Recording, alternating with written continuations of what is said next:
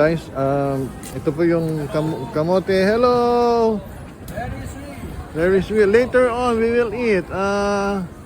These are kamotes chips. Chips, yeah. And then these are boiled kamote. Very good for these are baked sweet potato. It costs 4,000. That's 400, 160 for 3. And then you have different fruits, strawberries, barbecue, mais. This is the best street here in Seoul, the Myeongdong. Yan. Lots of streets. Wow, snow na po. It's falling down.